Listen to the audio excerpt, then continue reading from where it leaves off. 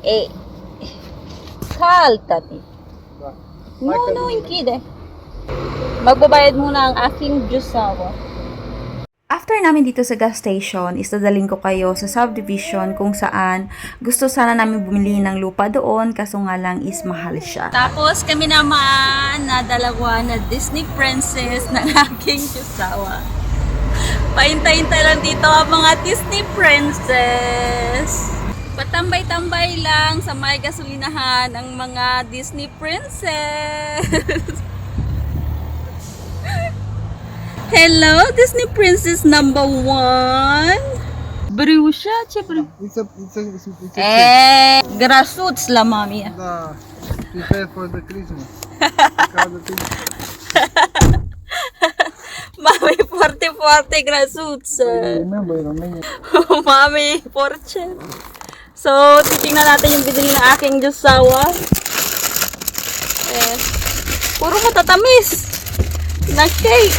Kahit anong sabi ko sa aking jusawa na wag niya akong bibilhan ng mga matatamis na pagkain, pero bumibili pa rin siya, kaya ayan, tumataba ako lalo. At nandito na pala tayo sa subdivision na sinasabi ko sa inyo.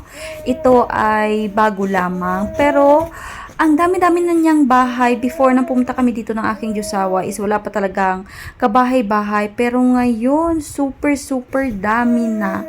Yung problema lang dito is yung kanilang daan kasi hindi pa siya na semento at pangit ito during kapag umuulan tsaka pagdating ng Yarna or snow dito.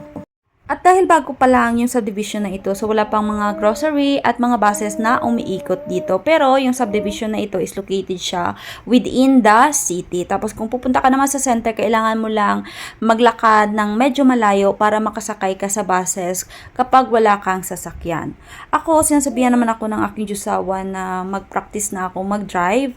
Kaso nga lang ako lang yung humihindi kasi natatakot ako. Iba kasi yung pagpapatakbo nila ng sasakyan dito masyadong mabilis at natatakot ako. Nadaanan pala namin itong ginagawa pa lang na simbahan, and I think kapag natapos ito is super ganda ng simbahan at maganda kasi nga nandito sa may subdivision. So di mo na kailangan pang lumayo para magsimba. Pagdating pala namin dito sa center is agad kaming pumunta dito kay Tita Doc para mag-schedule kay Indayana kasi nga bukas na sila.